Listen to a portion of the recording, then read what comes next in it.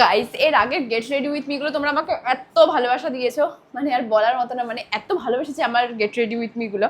তো আজকে আমি আবার একটা গেট রেডি উইথ মি করবো। ও শাড়িটা দেখাই। তো এই যে এই শাড়িটা আমি পরেঙ্গা, এই শাড়িটা পাপড়ির শাড়ি। শাড়িটা পাপড়িকে পরে বেশ ভালো লাগছিল, তাই ভাবলাম আমিও একবার ট্রাই করি এই শাড়িটা। আর এটার সাথে আমি পরবো আমার 7 জন্ম আগের কালো ব্লাউজ। আমার মায়ের কালো শাড়ি, ওটা দেখানোর কিছু নেই। তো আর কিছু আছে এখন না, আপাতত কিছু নেই। তাহলে আমি শাড়িটা পরে আসি। সবার শেষে আমি রেডি হচ্ছি, ওদেরকে শাড়ি পরিয়ে দিয়ে আমার দেরি হয়ে গেছে। এখন আমাকে বলছে তাড়াতাড়ি কর কুচবি। এ দুষ্টু কি রে, ডাকছি আয় আগে, তাহলে তাড়াতাড়ি দরজাটা দে। হয়ে গেছে পড়ানো? কুচিটা একটু ধরে দিয়ে যাও। যতই তুমি ভালো শাড়ি পরা শিখতে পারো না, তো কুচি ধরার জন্য লোক লাগবেই। তাই তাড়াতাড়ি বিয়ে করে নাও। আমার বোন আছে, আমার প্রবলেম নেই। যাদের নেই তারা এবার দেখবে কি করবে। এ মদনা দাঁড়া, চলে যাচ্ছিস কেন? একটু এদিকে ধরে দে এটা। আচ্ছা আচ্ছা ঠিক আছে, এটা ধর, একটু ধর, হয়ে যাবে, এক্ষুনি হয়ে যাবে। Just one. তুই তাড়াতাড়ি সাজ, ঠিক আছে? কারণ আমি সাজবো না, জাস্ট আমার লাইনার পরবি না। না হ্যাঁ, লাইনারটা একটু দিয়ে যান, আমি লাইনারটাই শুধু পরবো। সর এ দুষ্টু, লাস্ট একবার শুনে যা। ওই বোন চলে গেছে। ফাইনালি এত ঝঞ্ঝাটের পর আমার শাড়ি পরা কমপ্লিট হয়। প্রথমে আমি ভেবেছিলাম পিন করবো, বাট এখন আমার মন বদলে গেছে। এখন আমি আর পিন করে পরবো না। শাড়িটা না একটা সাউথ ইন্ডিয়ান লুক দেয়, অসাম। আর বাইরে ঠান্ডা ঠান্ডা পড়ে গেছে এখানে অনেকটাই, এর জন্য ফুল হাতা পরে নিয়েছি। আর একটা ইউনিক জিনিস যেটা তোমাদেরকে দেখাই আমি, এটা কি, চশমার কৌটোতে আমি লিপস্টিক, কানের আর গলার হার নিয়েছি। প্রথমে গলার হারটাই পরি।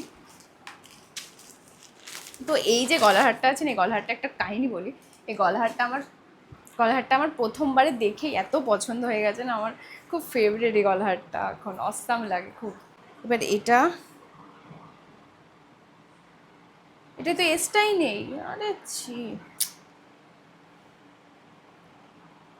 কালারটা কেমন উঠে গেছে ভাই। একদিন পরলাম মোটে।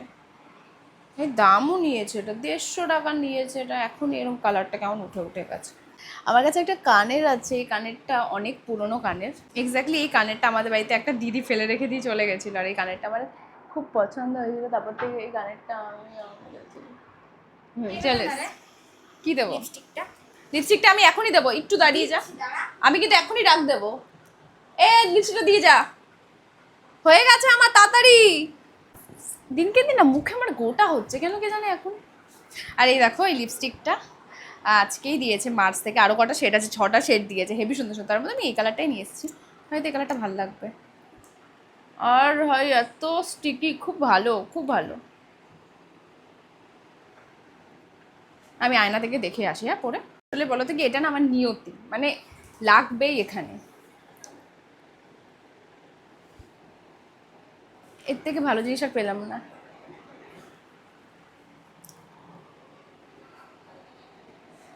আমরা তো ছোটোবেলায় থুতু দিয়ে তুলতাম। আর একটা সব থেকে বড়ো কথা হলো, লিপস্টিকটা এত স্টিকি। আমি সকালবেলা হাতে রেখে লাগিয়েছিলাম, জল পড়েছে, সব পড়েছে, হাত ধুয়েছি, ফেস ওয়াশ করেছি, সব করেছি, কিন্তু এটা ওঠেনি। কিন্তু এখন উঠে গেছে, যদি বা এতক্ষণ থাকে না। তো গাইস, আমি পুরো রেডি হয়ে গেছি, শুধু এই চুলটা। দাঁড়াও, এটা তুলি এবার। এটা কেমন লাগছে আমাকে অবশ্যই জানিও। কাজল দেবো না, মানে কাজল দিলে খুব ঘুম পায়। আমি জানি না কেন, আর কারো পাই কিনা জানি না, বাট আমার কাজল দিলে খুব ঘুম পায়। আমি রেডি ফাইনালি, সবার আগে দেখাচ্ছি ওই ঘরে গিয়ে। এই দেখো আমার শাড়িটা দেখাই। এই যে পা, এ ভাই তুই সাইড দে। আর আমি ওই ঘরে গিয়ে দেখাই, এখনো কেউ ওখানে ওদিক হয়। এই দৃষ্টিগুলো একটু গুছিয়ে দে প্লিজ আমার জন্য। ও মা, তুমি রেডি হবে, আমি গোছাবো। আমি ওদেরকে দেখিয়ে নিয়ে আসি। আমি সবার পরে গিয়ে আমি রেডি হয়ে চলে এসেছি। পাপড়ি শাড়ি হয়নি, চোখ 3 দিন। আর এই যে মেকআপ আর্টিস্ট বলা হয়েছে, এখনো করেই উঠতে পারলো না। মেকআপ আর্টিস্ট আমরা এনেছি এত টাকা দিয়ে। কি মেকআপ আর্টিস্ট আনলাম বল।